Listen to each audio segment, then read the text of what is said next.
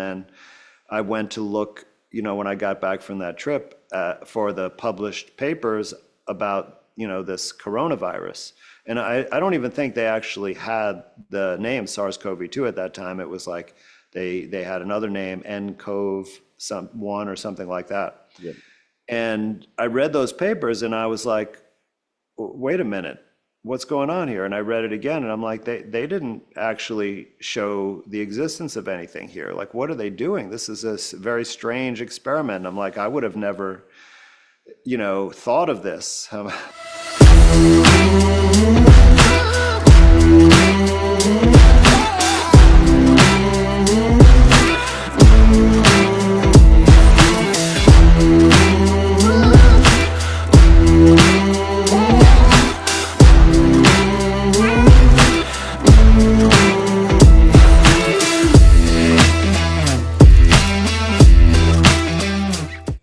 Andy All right. Kaufman, how are you? I'm doing all right. How are you? Yeah, I'm great, thank you. Thanks for joining me, mate. I really appreciate your time. My pleasure. It's Adrian, right? Yeah, that's right. It's nice to meet you virtually. I've been listening to a bunch of your information over the past couple of years, but more recently, I've been sort of going like on a deep dive. I have this habit of like finding someone I like, and then I just, just immerse myself in their work and their philosophies and their training and their podcasts and all that kind of stuff until I don't know, get sick of it, I suppose. But I've been really enjoying your information, so it's been great. Oh, well, thank you. Yeah, I do that sometimes myself. Yeah, it's interesting. I really love this online world, and particularly since I started podcasting, getting to meet people like that I listen to often, So, even when I'm reading literature, I can hear the person's voice in my head, like it's reading me the story, if that makes sense. So, Yeah. I really do like the opportunity now to kind of like, yeah, just have this moment where we can have a chat about a few things, and yeah, the beautiful world of the internet. It's a friend or foe, who knows, but I like it. Yeah, that's right. Friend or foe. Yeah. I wanted to ask you, because your background is quite interesting, because you come from the traditional medical system, I suppose, but then you kind of had this transition into forensic psychology and all that kind of stuff, and then obviously you've transitioned. You said, what did you call yourself? A recovering what was it? Position. A physician. That's right. Yeah. So I was just looking at your bio.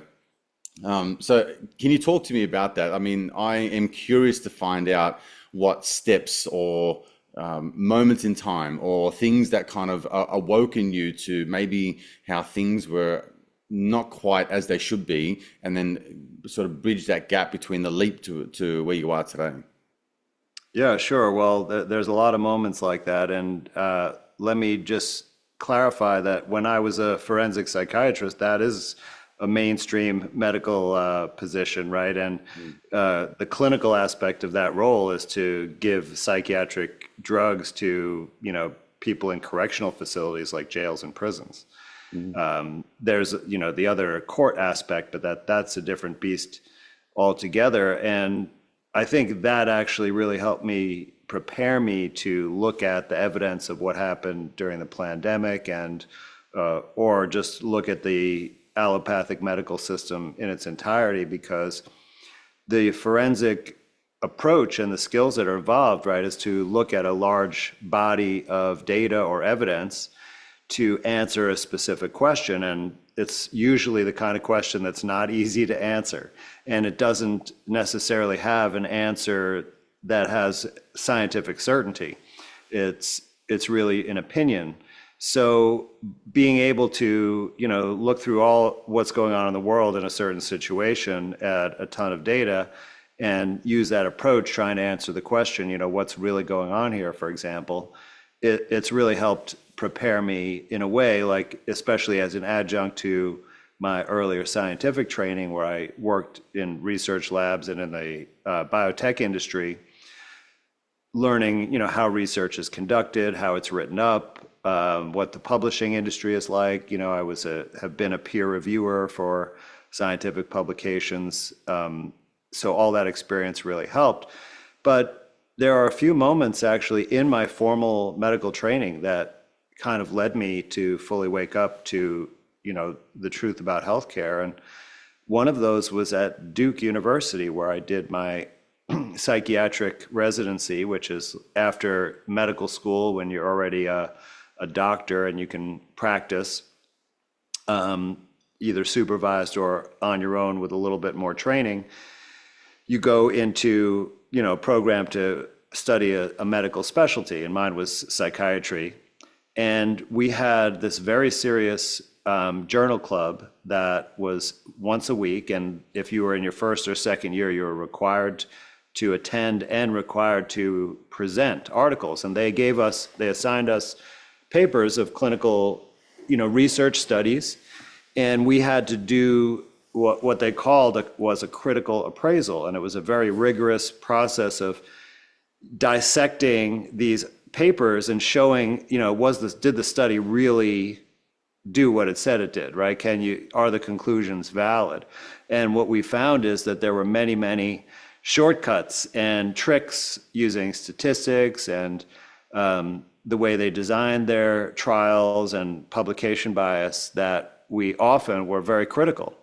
And one of these days we were assigned to look at this paper, and it was like a Harvard statistician who had applied to the government through a Freedom of Information request to get all of the unpublished studies that were submitted to the FDA to get approval of antidepressants. And it turns out, that only studies that show the drug to be beneficial get published. The studies that show no benefit don't get published, but they still have to be submitted. So this statistician combined all those studies together, and most of them were unpublished, by the way, and did an analysis and showed that really there was no difference between an antidepressant drug and a placebo. And everyone, at Duke, the faculty who were there, teaching this class, and all of the residents who were discussing it and attending, were all in agreement at the end of that, analysis that it showed antidepressants didn't have a real effect. Wow. And then 1 hour later, we were in the clinics and told to prescribe antidepressants. So it was that hypocrisy, if you will, which created a lot of skepticism for me. And I knew that I would not be a typical psychiatrist once I was able to be on my own, outside of the purview of these academic supervisors. Yeah, wow. Yeah, that's that's really amazing. I think that when you're in that situation, though, do you feel like I'm a fraud? Do you feel like well, I've been misled, I've been duped into thinking that I'm doing a right thing and it's actually a wrong thing? Do you have this sort of I don't know, like a conscious moment where you think, what am I doing wrong to others? Like, what harm am I causing? We're under the guise of thinking that I'm doing something good. Does that make sense? Yes. And I mean, all those things are part of it. But when you're in the midst of it, like you've just been, coronated as a doctor, and everyone's looking up to you, and in the community, your peers, your family members, it shades how you perceive it when you're in the thick of it. And I think it seemed more to me like, oh, this is like a guild, right? This is people protecting their business model by kind of selectively ignoring evidence that shows that it may not be the best thing. But I don't think anyone thought that they were doing a lot of harm by giving these antidepressants. Later, I learned that there actually is quite substantial harm, including shortening your lifespan from these drugs. But I didn't know about that at that time, and my peers did not know about that at the time. It wasn't, we didn't look at those papers, and I'm not even sure when they were published in relation to, when I was in that training. But it was more like kind of, this is our main way of making money. And I saw this kind of we used to call it turf battles, but it was people in different specialties that were protecting their business because there's some overlap of who does what, right? So certain procedures that could be lucrative, like there's always a battle between like different surgical specialties and interventional radiologists. So you see this like territorial kind of business dog eat dog kind of competition, and that could be as big of a factor for many people as what's right and what's wrong. So when was the moment where you decided to take a leap of faith and exit? Was there any sort of catalyst to that, or was that the Oh, pandemic? yeah, well, no, it was really the pandemic, and I had kind of one foot out the door already because I had learned about natural healing and I had done some experimenting and I was trying to integrate it into the work I was doing as a psychiatrist, and actually had a couple of interesting success stories. And then when the pandemic started, I started speaking out, separately on my own. But of course, the people I was working with kind of got wind of that, and it wasn't very popular. And they then put me in a position where they were going to try to force me to wear a mask, at work.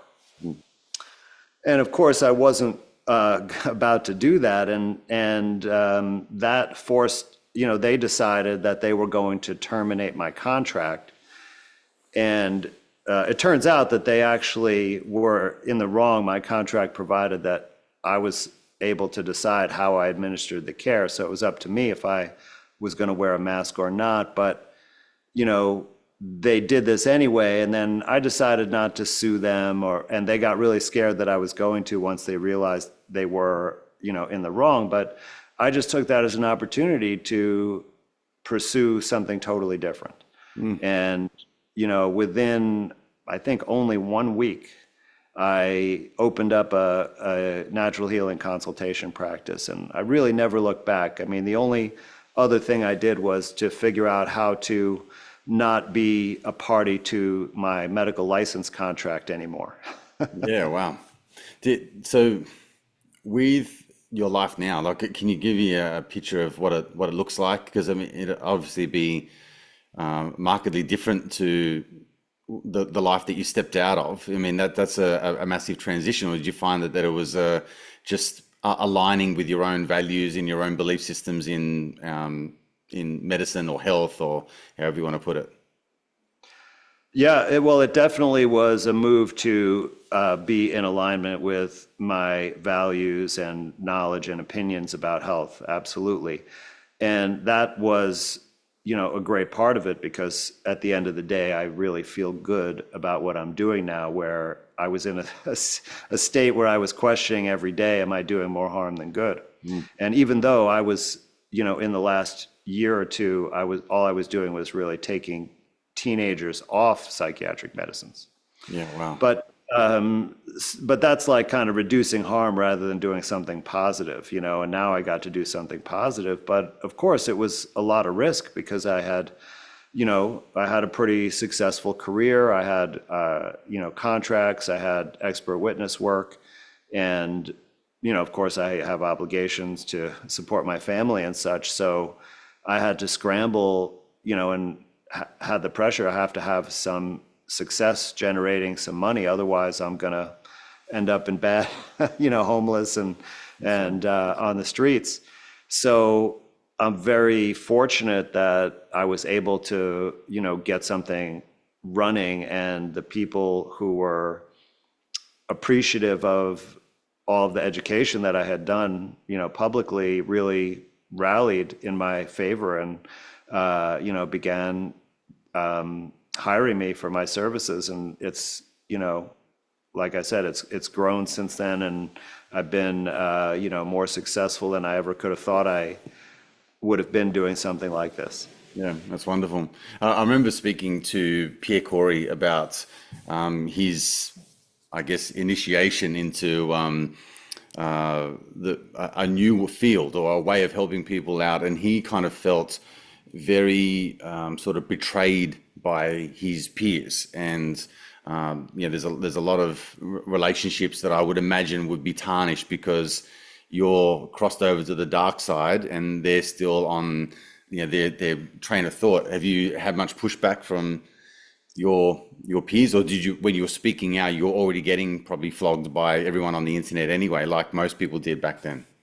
Well, I've experienced all the negative things that you possibly can. So yes, almost all, I would say close to 100% of my, you know, colleagues that I worked with, went to medical school with, were friends with, who were doctors and some PAs, they pretty much all distanced themselves and were very critical of me. I mean, some of them even said some really mean things. And I kind of expected that actually, and I was a little bit prepared for it.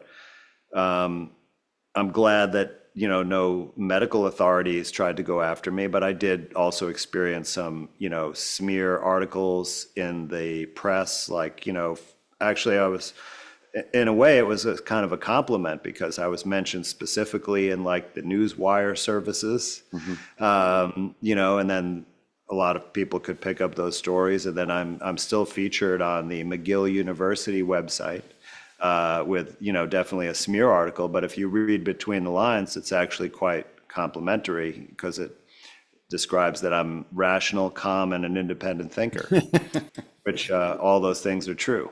Yeah, yeah. It tries to portray those as negative, but I've faced that kind of public ridicule, and also I've faced a massive censorship, and I quickly kind of got popular in terms of viewership out there in social media because of the timeliness and the gravity of the situation. And I was very early, I had major growth, and they were starting to actually run ads and send me checks. And they took that away almost immediately, and started, keeping me buried. And I even had difficulty getting an email service, like to send people emails because they said I was too risky. I went to testify in a court case to help point out some of the psychological damages of mask wearing for children, and they even disqualified me as an expert witness because I had made some, allegedly controversial political statement, even though, that it would have got overturned, and that statement turned out to be true, actually. But nevertheless, so I faced all kinds of, adversity based on this having an unpopular opinion. Yeah.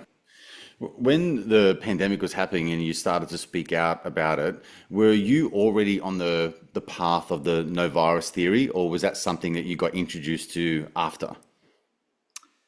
Well, it kind of trickled in about a 12-month or so period leading up to um, the initiation of the pandemic.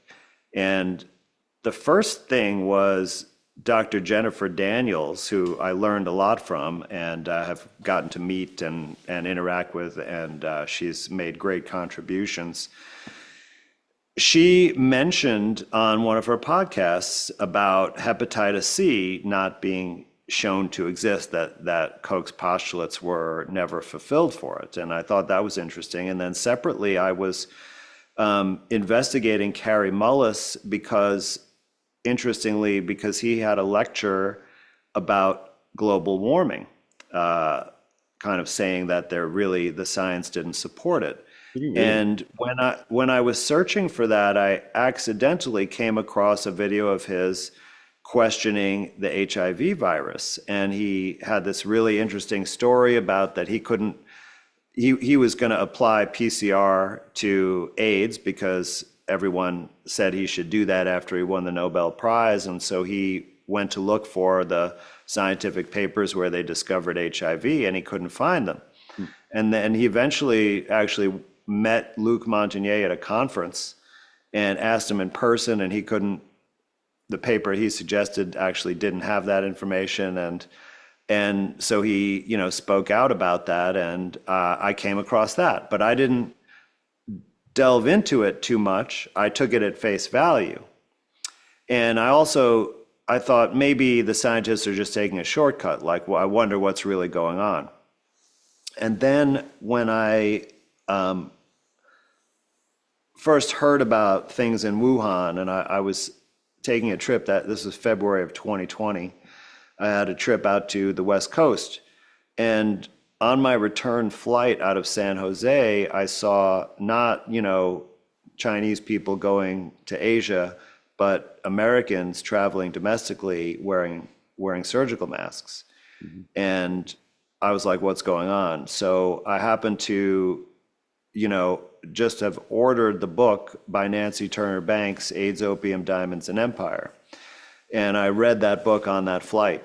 And that really led me to say, oh my God, at least HIV is a completely made up thing. Not that AIDS was real, but it represented something totally different. There was no viruses involved. And then I went to look, when I got back from that trip, for the published papers about, this coronavirus. And I don't even think they actually had the name SARS-CoV-2 at that time. It was like they had another name, nCoV-1 or something like that. Yep. And I read those papers and I was like, wait a minute, what's going on here? And I read it again and I'm like, they didn't actually show the existence of anything here. Like, what are they doing? This is a very strange experiment. And I'm like, I would have never, thought of this.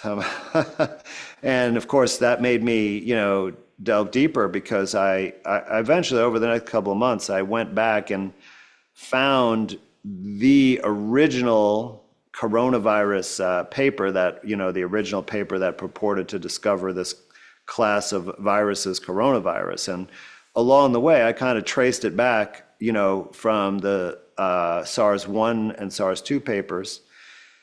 And, by references, finding older and older references, and eventually getting back to it and doing other literature searches. There were so many papers, but I read, probably 40, 50 coronavirus papers along the way, and every single one of those used the same exact experiment.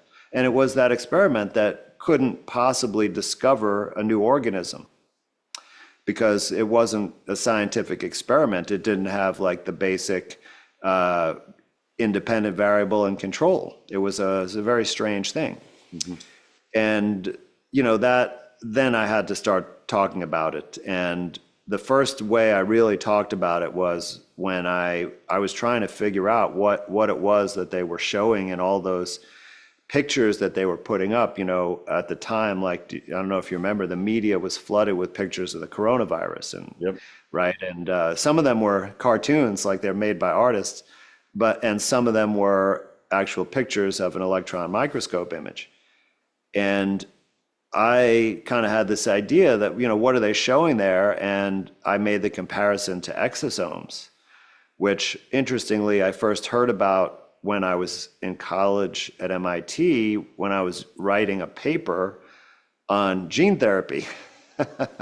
So, and gene therapy obviously came into play during the pandemic as well. Are you over 40, successful but unfulfilled? Do you feel stuck, like you're not truly living up to who you really are? So many high achievers wake up and think, I'm a good person, I read all the books, I listen to all the podcasts, yet there's something missing. Well, you're not alone. I've been there myself quite a few times. And quite frankly, it took a lot of years of really fucking around, trying to figure out what I now call your higher self blueprint, which has enabled me to live a life and make a living with my passions and my purpose. If you're ready to break free from a life that's holding you back, I'm hosting a free training around the 5 pillars of success that will enable you to create a more meaningful, fulfilling, and purposeful life. So click the link in the show notes, and I look forward to seeing you in the training.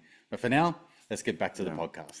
So can you explain to me, with the no virus theory and your views on the pandemic and everything that went on, is, I guess, for the layperson here, because you mentioned a lot of terms and things like that, which I've heard a lot of when I listen to you and Dr. Cowan, and the likes, Alexander Zek, like all these guys that are on that sort of bandwagon.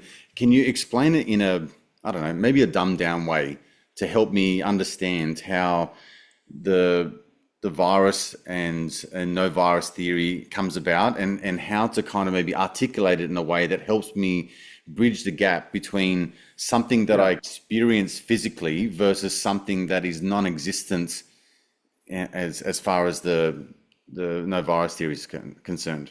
Hope I'm Sure, making sure. sense. Well, yeah, well, let me actually clarify that there is no virus theory, right? A theory is something put forth to explain something in nature, Sure. right? And so you can't have a theory about something not being a theory. So there's the virus theory, right, which is part of germ theory that bacteria and fungi and viruses cause disease.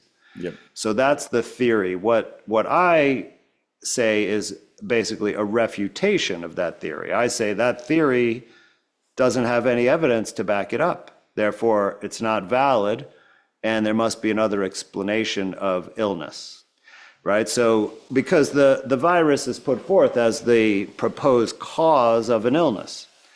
And I, of course, don't deny that the illness is real. People do get colds, they get, flu, the illness flu, right? They get lots of other conditions.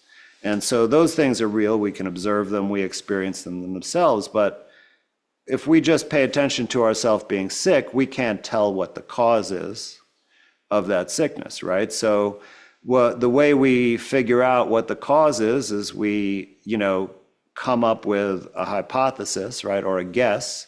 And usually the guess is based on what we observe.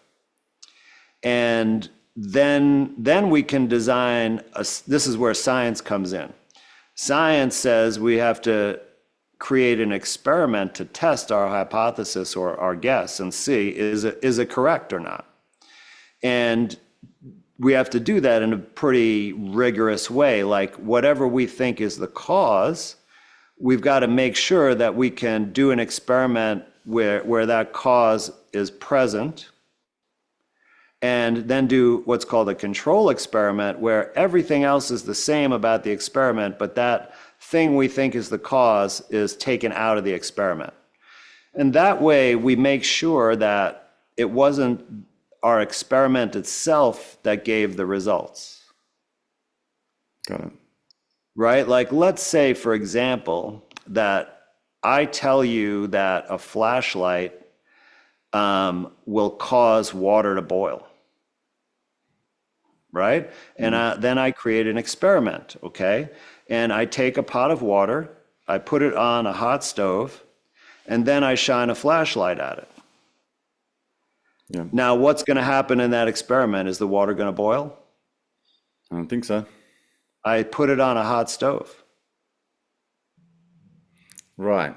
So there's an element that's not been looked at. Well, no, I mean, we know, I'm giving you an obvious example, right? But I put it on a hot stove and then I shined a flashlight on it. So we see the water boiling and, 10 minutes later, would we conclude that the flashlight caused it to boil? Because that's my hypothesis and I designed the experiment to show that, right? But would that prove it? I see. Well, no, just please, entertain me. Would it prove that the flashlight caused it to boil? Well, it would, yeah, because the water's No, boiling. it wouldn't, because we put it on a hot stove. Sure. How do we know the stove didn't cause it to boil?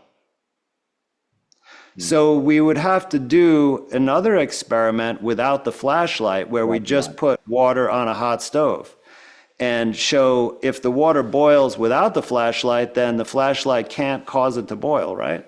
Yeah, got it. At least not. So that flashlight is called the independent variable. It's what we think causes whatever phenomenon. So here we're talking about illness, right? So we would say the flashlight would cause you to be sick. But we're not really talking about flashlights. We're talking about, they say, that a virus causes you to be sick, right? So to prove that, you need an experiment where you have the virus, you have, people or an animal to experiment on, and you give them that virus to some of them, and the other ones you don't give a virus to, right?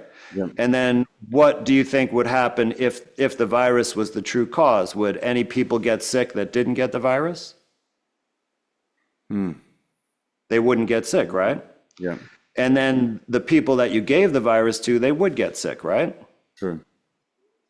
Okay, now I'll tell you that's really the only way that exists to show that a virus causes a disease. But that experiment has never, ever, ever been done. Okay. That's So interesting. how do we know viruses cause diseases? Right? We don't. Now, that of course is different from what I was saying before a little bit, because I've also said that there's no evidence that viruses even exist. And this is why that experiment's never been done, because they've never had shown a virus in a test tube. Yeah. They do experiments, but the experiments don't actually take a virus out of a sick person. Instead, they do something totally different, which was originally the way that they manufactured vaccines. I see. And it was only based on an assumption that there was a virus there, but they never actually did an experiment to show there was a virus. So there's no virus that they can use to do an experiment to test on people or animals. Now, they have had something else that they say is a virus where they've tested it on animals, but it actually didn't make them sick. And now I'd like to explain the experiment that they do, but I see that you're looking a little bit confused already. So why don't I give you a chance to ask questions about what I've explained so far? Yeah, sure.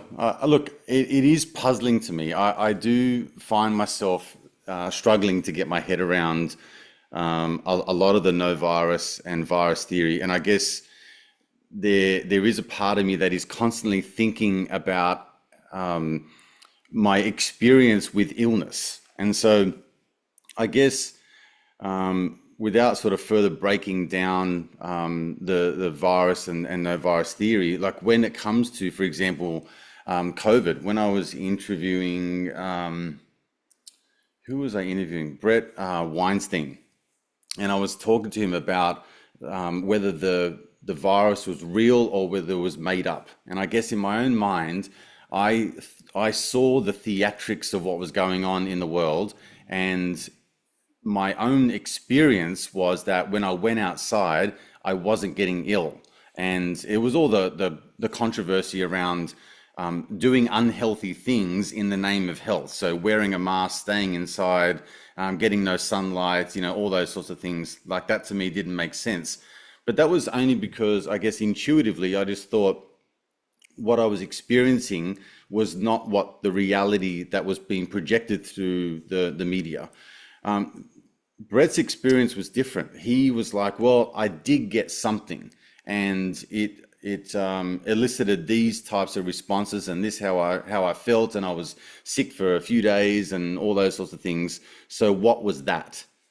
I got something. So I guess maybe I'll ask you is like, what is your theory, or what is your thoughts on what was causing everyone to be sick at the same time? And that's the thing that's like, this Yeah, contagion. well, this is very, very easy, because every single year since it's been recorded, everyone gets sick at the same time, and it's called cold and flu season. Sure. So it's important to note that, the gentleman that you referred to, he experienced some symptoms, right? But his experience couldn't tell him at all about what the cause of those symptoms were. Now, when I worked as a conventional doctor in years past, and I was in an emergency type setting, like at an ER at a hospital or an urgent care center, and I did a lot of work in those settings during my training, and even as a psychiatrist in a psychiatric ER. And every year during cold and flu season, right, which is really the whole winter pretty much, people would come in with symptoms that were unique for that year. They didn't exactly match what people had the previous year or what's in the textbooks. And the doctors would say, oh, you've got the virus that's going around. And there was never any experiments to demonstrate any of this. It was just like an unwritten rule among doctors that if you have any unexplained illness, that's an acute illness, it's a virus.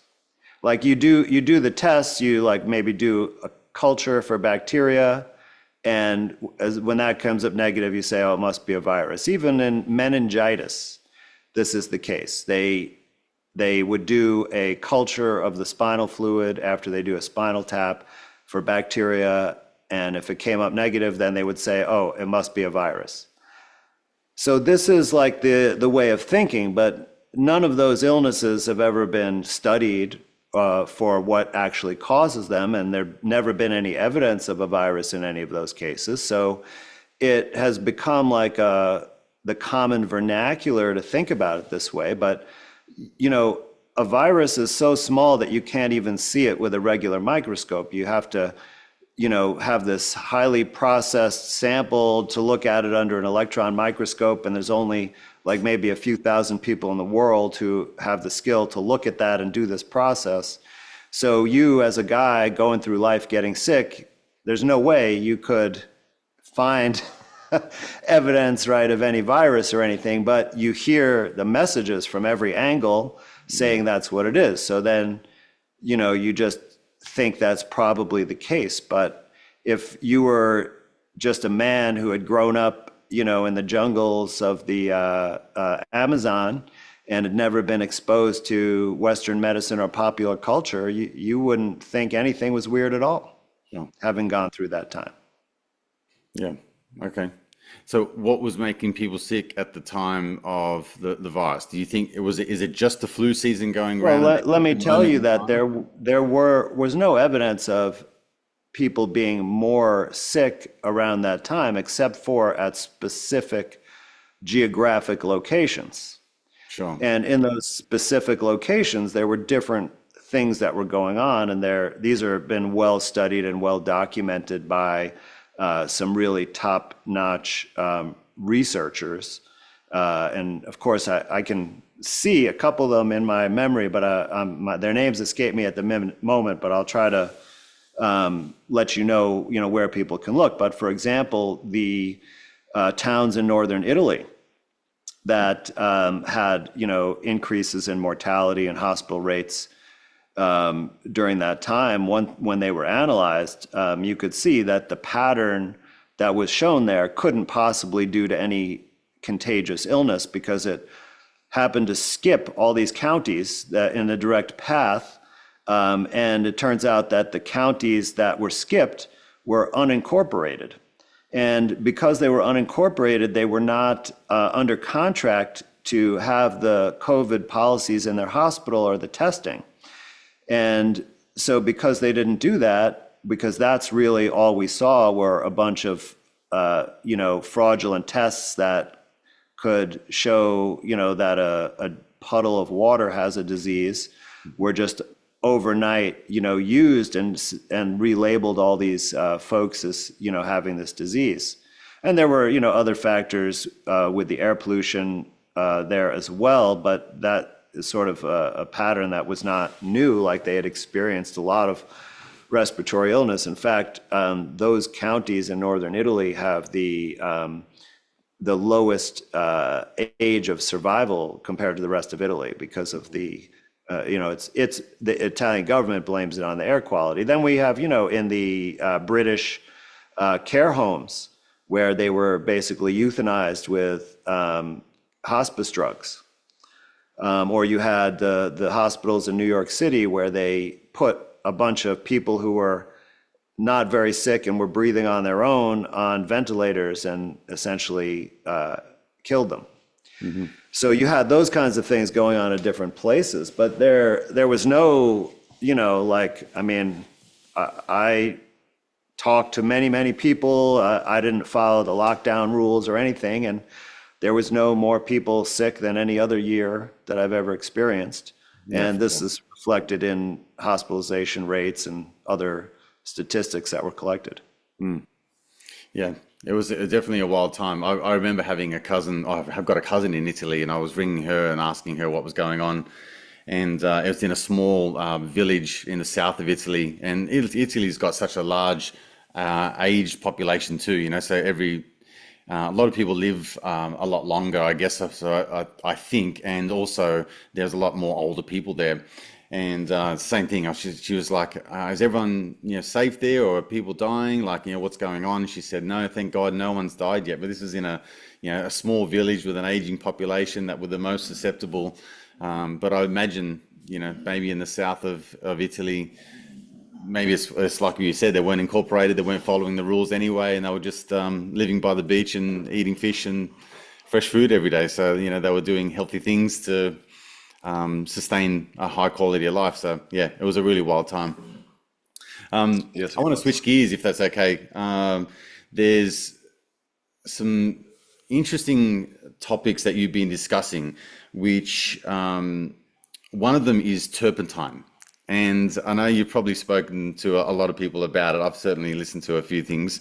But can you explain for me and for my listeners how you sort of stumbled onto turpentine as a health benefit, which is just a juxtaposition, and how you are applying it to your life or to people's lives in order to help them become healthy? Well, sometimes what we're told is healthy is actually poison, and what we're told is poison could be provide a health benefit. And I, of course, originally heard about this from Dr. Jennifer Daniels, and it wasn't until I heard dozens of podcasts with listeners calling in and extolling the miracle virtues of turpentine that I took it seriously.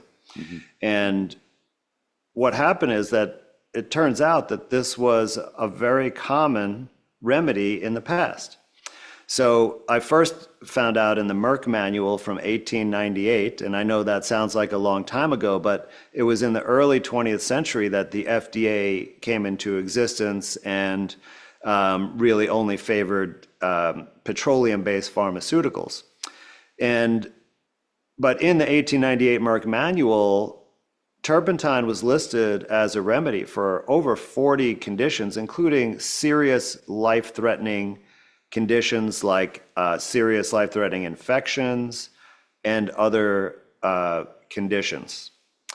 And if you look on the Library of Congress, now I know this is in the United States, but there may be a similar archive, in your country. They have a catalog of historical books, and you can search by topic, and there are a lot of medical textbooks in there. And so if you search for turpentine, you'll see that in the 19th century, it was in practically every medical textbook. And they had different ways of using it, but it was ubiquitous. So it does survive in one modern product in the US, and it's in several products around the world, and you can find these on PubChem, which is another US database, but it lists all the international products on there which contain turpentine. And firstly, it's actually used as a food flavoring, and it's given the designation as generally regarded as safe. So, in other words, it's unregulated as a food additive. And I didn't even know that until I specifically looked at it. But it's in Vicks VapoRub. Have you heard of that product? Yeah, yeah. Use it all my life. So it's grandfathered in by the FDA as so it could be part of that, but it's not allowed to be listed as an active ingredient. So if you buy that product, it usually comes in an outer box and then there's a jar in the inside. you're only going to find turpentine mentioned on the outer box. So if you go look at your jar and it's not there, it's not because I'm wrong. It's because that's their agreement with the FDA. But there are products in other countries. And in fact, there are even modern clinical studies, placebo-controlled clinical studies, not in the United States, but a couple of them are in Russia and other European countries. And they are for cellulitis, which is a skin infection, bacterial skin infection, said to be, and even for COPD, right, which is like emphysema, this are Russian studies where they mix it in a hot bath and you sit in it and breathe in the vapors. It's been shown to be effective, like at actually improving lung function. None of the pharmaceuticals that are currently available improve lung function. Like they only improve lung function while they're active for a few hours, and you have to take more. But this actually improves lung function, and now your lung function's improved permanently. Oh, wow.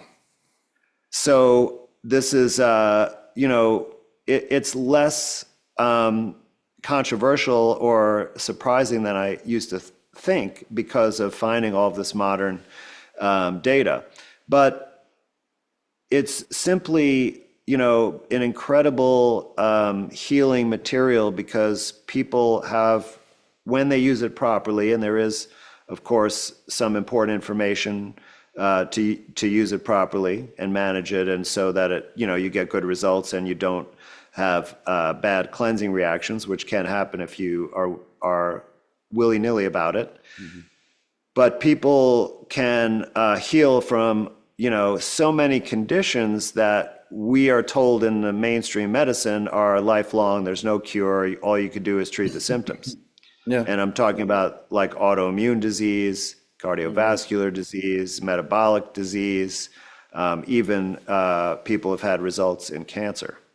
Wow. So how do you use it? Well, there are different ways to use it actually, depending on what you're addressing. So you can use it locally in different ways, like topically on the skin, and it gets pretty well absorbed through the skin, although it does evaporate quickly.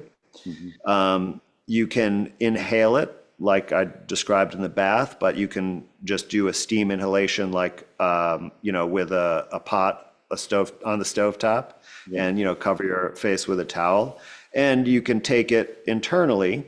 And to do that, you need to mix it with something. There's the traditional way of mixing it with sugar, like this is even referred to in Mary Poppins. That a spoonful of sugar makes the medicine go down is referring to turpentine. No way. Or you can take it with castor oil, or you could take it with clarified butter. In other words, some kind of fat or oil. Yeah. But like I said, you have to prepare yourself to do this. You have to, know what the safe amounts are. It actually takes quite a lot to really make you sick or cause, a fatal event. Like every substance, has a lethal amount, but the amount is hundreds of times more than a therapeutic amount. So it's very safe unless you start chugging bottles of it. Yeah, sure. It sounds so counterintuitive because it's just something that you would associate to getting enamel paint off your brushes. Like it's just feels like it's such a highly toxic thing to put in or on your body. Yes. In a way.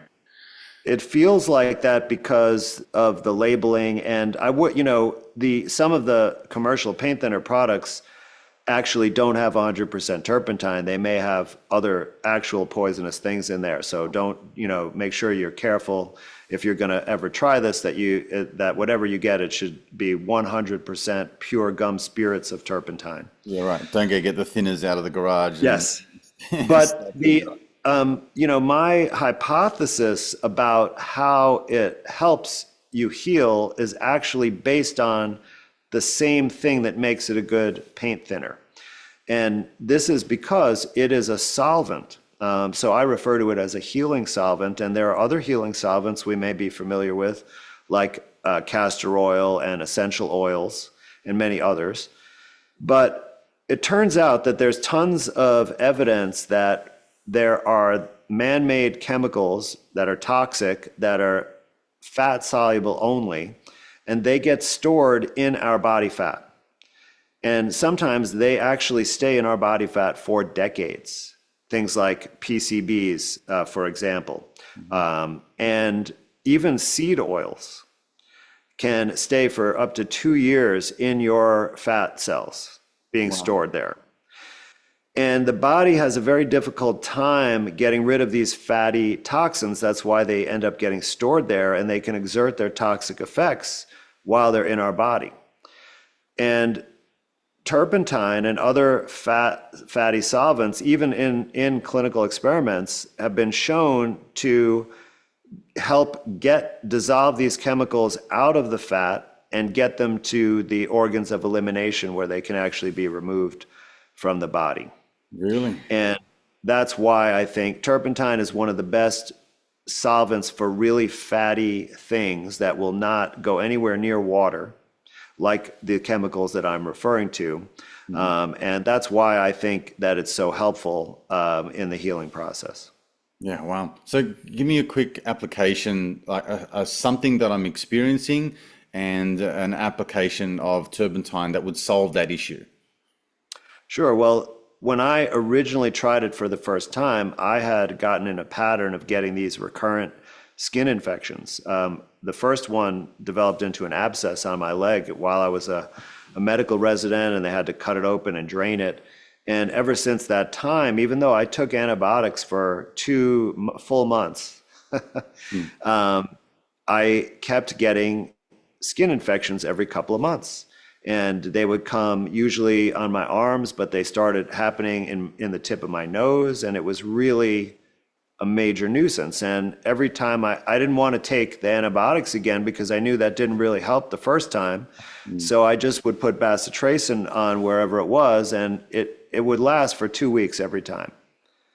I heard about turpentine, I had learned about it, and I got up enough courage to try it. The first thing I did was just take a drop. I had developed one of these skin infections. I took a couple of drops, just rubbed it on there with my finger, did that 2 more times the same day, woke up the next morning, the infection was gone. Wow. Wow. When do you get it from though? Like, am I going to the hardware store to get it, or can I go to a chemist, or do I order it online? Where would I get? Well, they sell it at hardware stores, but a lot of it might not be pure. They sell it at art supply stores because it's used. Anybody who does oil painting pretty much would use this as their paint thinner. But that also, you may or may not find a pure product. Online, it's pretty easy because you'll see that there are different brands that actually they really make this for medicinal purposes, even though they don't overtly say it. You could pretty much tell. Sure. Okay. Would you like me to give a couple of brand names? I don't know if Yeah, they sell absolutely. them I'm sure everyone would be in. super curious to find out where to get it, because I don't think anyone's going down to Bunnings or, to a Home Depot or something like that to try and get it. I think that they would definitely want to get something that doesn't have harsh chemicals in it, so they're Right. doing themselves any. Yeah, so the way you know that is, let me just remind you, it will say on the label, it should say 100% pure gum spirits of turpentine. Now, that being said, it's available on places like Amazon or even Etsy. So, and the US brands may ship internationally. So the two brands that I definitely know and have used their product is one is called Diamond G, and the other is Creekwood Naturals. And Creekwood Naturals also makes a good quality castor oil, by the way. And I know they sell on Etsy as well as their website and Amazon. Of course, every country has a different Amazon, so I'm not sure if it would be on the one for any particular place. But if there's a similar one, it might even be on Alibaba Express for all I know. Yeah, wow. Okay. With your trajectory in terms of your views on allopathic medicine, your views on viruses, and things like turpentine and things like that. What is your, do you have a daily protocol? Or do you have a system that you follow, something that you do on a regular basis to keep you, I guess, the furthest away from disease or any kind of ailments and things like that? Do you eat a certain way now that's different from before?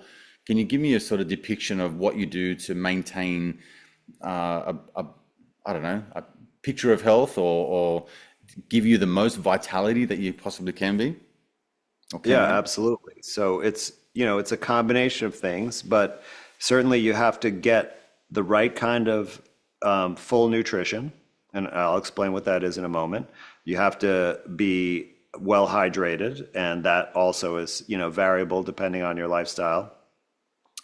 You have to, avoid as much as possible toxic elements of your lifestyle. And that, includes, of course, chemicals and processed foods, but also toxic behaviors, addictive behaviors. You have to have some physical movement, and you have to get exposure to nature. And of course, you have to get nourishment from, social relationships as well.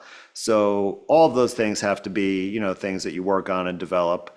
And I look at it as a lifelong process. I make changes and get healthier, but then still maybe learn some new things or retain some bad habits. And then the next round, I try to refine those, further and further. And where I'm at now is that I eat, for the most part, what I call a whole food natural diet, which is probably about 90% carnivore and a little bit of fruit and veg thrown in. So it's very similar to what many indigenous cultures probably would have eaten, except for I probably have more variety because I'm not just eating, local foods only, although that's probably a better way to do things. You know, to avoid being an ogre in my family, I do allow one cheat day a week where we might have some kind of starchy, product and maybe a dessert.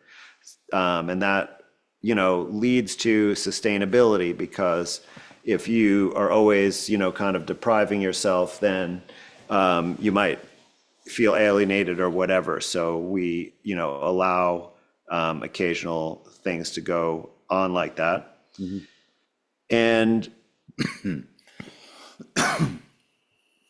even though I do try to keep a very clean lifestyle, I still find that because there are things we can't control our exposure to, like we have to breathe air pollution, for example, or, I can't find socks that don't have some plastic fibers in them, things like that, then I do periodic cleansing and I do different things. Because this is my field, I am trying different things to see if they're worth pursuing many times. And, everything I teach about, like including, of course, turpentine, I've done myself and maybe even other people in my family have tried it before I go and teach about it to anybody else. And I like doing fasts. So, maybe a couple of times a year I would do some procedure. I might do a fast like 5 or 7 days. I have done longer ones in the past. I might do a series of, coffee enemas. Last spring, I actually did the full turpentine protocol combined with coffee enemas for, a full month. So that partly I was doing that because I had just taught about it and there was a big cohort of people that were doing it together and I was doing it with them. But once or twice a year, I'm always going to keep doing something like that to maintain my health. Yeah. And what about exercise, spirituality, like things like that? Do you meditate? Do you go into any sort of realm like that? Yes, I do. And I should have mentioned that specifically before in my list because that's definitely part of it. And yes, I actually have studied a few different varieties of meditation. I used to run a meditation group when I was working with, adolescent delinquents. Hmm. And I, am trained in Vedic meditation, which is probably the type of meditation that I do most frequently on a regular basis. I occasionally do some mindfulness based exercises as well. Yeah. And I also, study spiritual development and see that as the whole framework for, my life path. Mm. I mentioned movement, and I wanted to give that as a more general way to approach exercise because, sport and exercise in the way we do it in our modern life is not really the way we've done it, in nature. Like it's really about physical work of, working the land for food and things like that. And if you, engage in hiking or even just walking, as long as you walk for long enough or far enough on a regular basis, like all those things definitely meet the requirement. For me, it's a little bit different. I'm involved, I enjoy strength training and to do that with my teenage son, and we've Yeah, been doing it nice. for a while. Hmm. In addition to other things intermittently, but that's the staple that I always go back to. And then also I, mentioned the exposure to nature, which, includes getting some sun on your skin and such. And so I'm very fortunate to live, on many acres of land, so I can, go out there. This year has to be with this time of year with snowshoes, but I can be out there in nature and relate to the flora and fauna and the other forces that are there, and I think that's a key element. And for me, that is actually, you can't separate that from the spiritual nature. Yeah, I agree.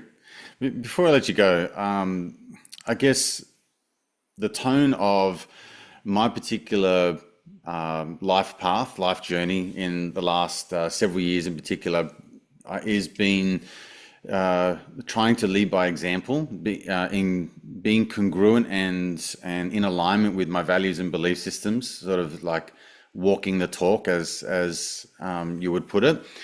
But I find that in Australia, and not only in Australia but around the world, there just seems to be this sort of breakaway from people like yourself who are kind of uh, lone rangers to a degree. Like you're going out on the limb, you're sort of ostracizing yourself, but then at the same time you have this gravitation of people that bend to your ways, or like the way that you speak and the way that you think, and they gravitate towards you. So you separate from one sort of cohort of people and the way that they think, and then you migrate into another group. On With that being said, there's also this other group, which is this authoritarian group, which is trying to impose many rules, many systems, many things that we want to break away from, but we're kind of forced to be a part of if we want to integrate into society. There's a particular part of maybe masculinity. I'm not sure if it's just talking about making a stand or about being firm in the way that you see things. So, I mean, it's an overarching, very long sort of winded way of saying, where do you see yourself in the future? How do you see the future playing out? How do you see your role as a man, having authorities that are trying to, compartmentalize or put you in a box and make you small and obedient, when you know that the human body and the mind is ever expanding, and it's a growing organism. It's something that is not to be contained. It's all things. It's everywhere, and all those sorts of things. How do you kind of navigate all of that, knowing that there's a force, if you will, that you're fighting against? Well, I don't actually feel like I'm fighting. I feel like that is kind of a trap to keep stuck in a warrior mentality. Now, that being said, like, I'm prepared to fight if necessary. Hmm. And I see that as a potential reality. But what I'm really doing is, and I really like how you kind of brought masculinity into this, because that's what I'm doing. I'm saying that I'm in charge of my own domain. And I trust my ability to think and reason and perceive information. And I feel that my conclusions are valid, and my reason for, studying this information and doing the research that I do and putting the information out there is I want to know the truth about our health and about what's going on. And maybe I even have some selfish reasons for that, which is that I want to be healthier and live longer, or I want my family to be healthier and live longer. But the things that I'm saying, they're pretty solid for the most part, because I am a stickler for looking at the evidence and then having to demonstrate it over and over again. And I feel like the real creator, the real force, behind our whole existence, not the adversarial, not the Luciferian agenda or the globalist agenda, but the godly agenda, right, is going to show the truth in the end. And whether that be in my lifetime or not, I don't know. And how will I be looked at? Will I be ridiculed and buried or forgotten, or will people say when I'm long gone, wow, he was right back then, he was ahead of his time, and now we know this is all true.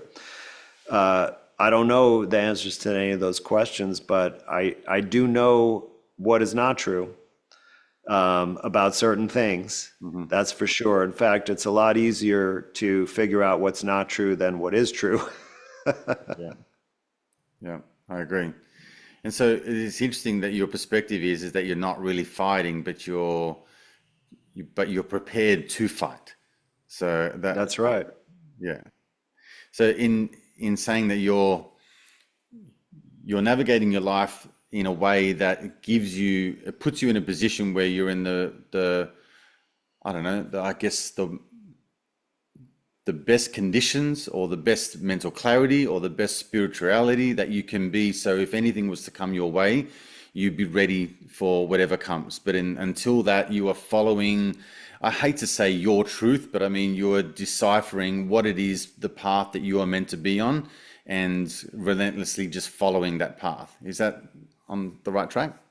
Yeah, it is. And, I think it's reasonable to say, that it's my truth, because other people may not have uncovered it the same way, or may have uncovered something different. And I'm always, one thing that's important and some people might not realize about me is that if I learn something that tells me that what I knew before is no longer correct, or I was mistaken about it, I then reintegrate that into my current opinion about what's true and not true. And that's always evolving, right? Because many, many questions are just simply unanswered. And also no individual man can know every piece of information that's out there. And sometimes people bring information to my attention that I wasn't aware of. And I'm always willing to change my opinion if there's a clear, solid rationale and evidence behind it. And I think this is one thing that distinguishes me from many of the, talking heads or mouthpieces out there, even in the, the truth space or the health space, is that they may be too firmly entrenched in their own ideas or opinions that they're not really willing to test it, and change their mind when confronted with, facts that would necessitate that. And so what I see in 10 or 15 years, I'm sure is going to be deeper than what I see now as what's true and not true. And I'm going to, communicate that, because that is the path that I see for myself going forward, as you point out. Yeah. Andy, it's been a great pleasure to talk to you. Thanks for educating me on your knowledge and wisdom. I'm going to have to re-listen back to all of this and make sure that I absorb it on a deeper level. So I appreciate you. I'm going to obviously put all the information about where people can find you, your offerings and everything like that in the show notes, and make sure that they are able to reach out to you. And if they haven't discovered you before, then get to know you and your work. I think it's fantastic. So I appreciate your time, mate. And hopefully one day we'll be able to circle back and have another conversation. I would very much enjoy that. Yeah.